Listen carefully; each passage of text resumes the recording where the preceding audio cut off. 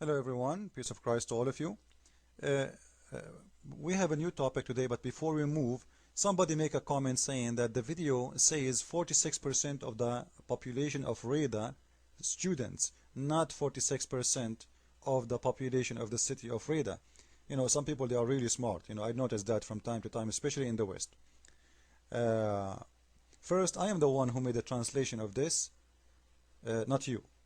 So what do you see in here? Actually, it's not everything the video is saying in Arabic. I'm trying to make it short to make it easy for me as a translation. Like, if you listen, you will see they are talking about violence against kids, etc. I did not translate that.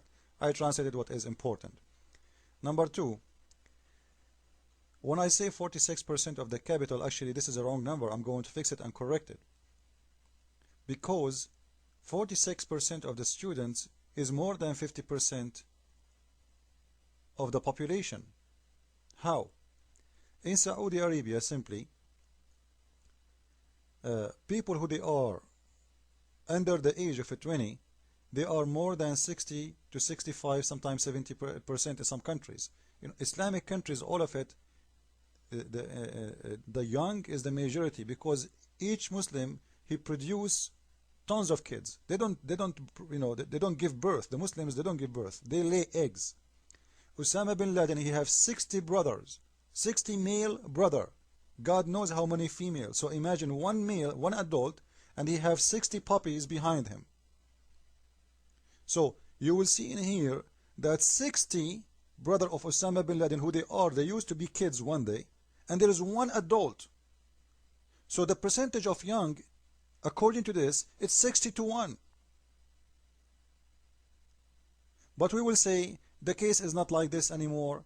Not all Saudi, they can produce 60 kids anymore. They produce 50. You know what? 40. You know what? 20. You know what? 10. Just to make you happy. Still, this is very scary number. So the population of a student which is producing to us, the percentage of the young people in Saudi Arabia is a lot more than the 50% of the population. This is number one. So the percentage is more than 50% of the capital of Saudi Arabia. For sure they are gays. Number two, let us say you are a student today, or yes, last year you was a student, next year you are not, but you was a gay when you was a student. Does that mean you are not a gay when you are out of the school? So we should add the former generations of people who used to be students, and they are still gays, and they are still in the society, and they start counted as part of the population number.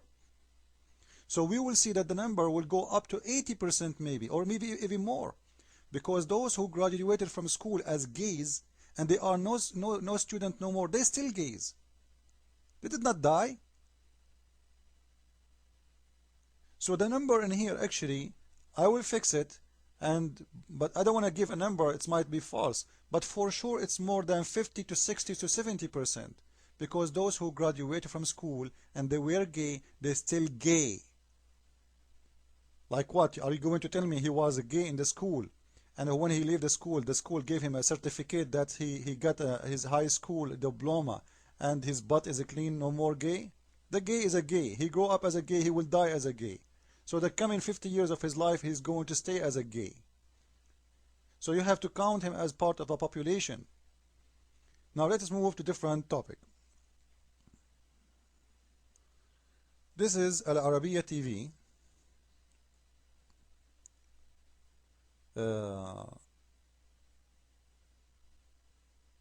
You will see in here something you don't understand anyway, but I'm going to translate to you. Actually, I'm not going to translate. I will take it to Google Translation and we will see. But you will see in the picture, women, they are wearing a veil. Okay? And by the way, those are not real women. It's not allowed to take pictures, for Saudi women. Those are dummies. Dolls, whatever you call them.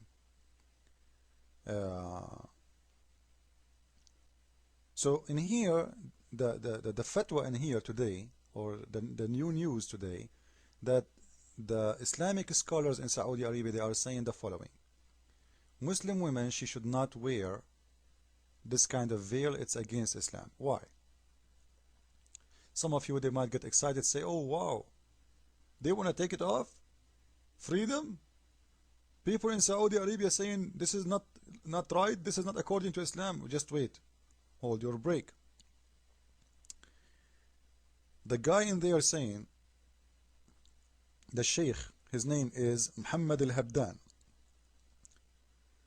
He is warning people from letting women to go alone in the street. This is forbidden in Islam.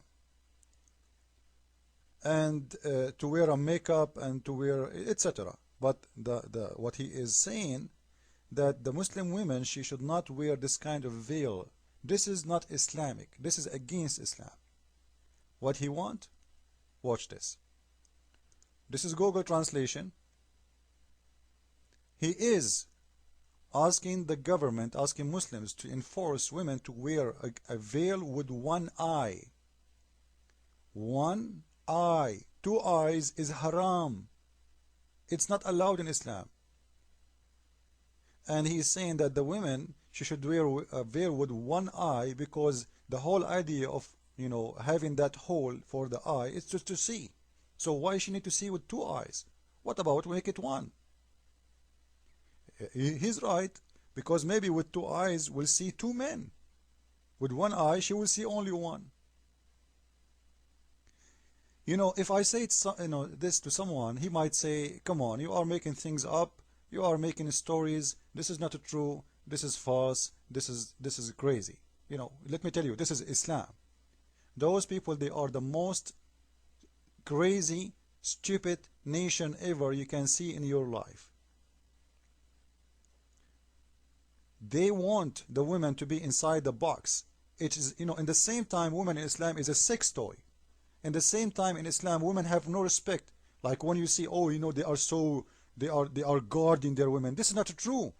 Go to his house legally and say, I want to pay you $100,000. Give me your daughter. He will give it to you legally. They sell their daughters. They sell their women for sex, for money. At the same time, they cover her. Which means, you know what? Islam is a prostitution company, but you have to do things in our way. You want to get this woman to be naked in front of you? You want to have sex with her? You come to our house, you pay the money, you take the honey, and when you are done, you return her to us by saying one word: you are divorced. And if you don't like to get married even in the normal way, we can rent you the women as a temporary marriage.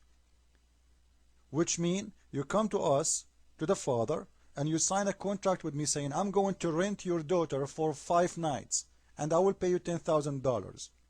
When the 5 nights is over, your contract is over, the girl go back home and you are done with her enjoying her body. This is why Islam is covering the women, because they don't see in the women more than a private part. The Prophet of Islam, he said the women she have 10 private part. 10. Including her voice. And when she get married, she cover one. You know which one? I'm not going to say. So when she marry, only she cover one, which is the one between her legs. Cover one, which means if she did a shame, nobody will know, because she is married. Like if she get a pregnant, nobody will know that this is not from her husband. So this is the way of coverage, by the way. It's not really covering one. So her vagina is the one Muhammad, he considered when she get married she will be covered. But the other 9 is what? Her face, her hands, her eyes, her voice, her hair, everything.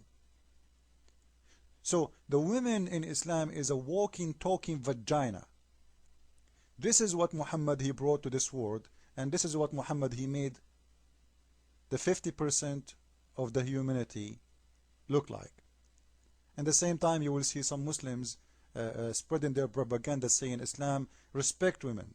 You know, Islam respect women, but the Quran allowed you to beat her. You know, do you know that Islam allowed the women to inherit? But they will not tell you that the women, she don't inherit equally to her brother. In every society in the world, the women inherit. What a big deal. Even for the Hindus. In Islam, the male, he inherited twice more than the female.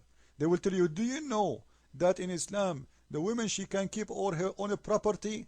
But do you know in Islam that's, you know, your husband, he can beat the hell of you until you make you give him his property? Because divorcing is in his hand. In the same time, he have the upper hand to beat you. He can torture you. how she can keep something if she have no control of anything? If she cannot even control she cannot drive a car she own. Let us say the Muslim woman, she own a car. Can she drive it? No. Anyway, guys, follow with me with the coming video. Christ is Lord. Islam is sick.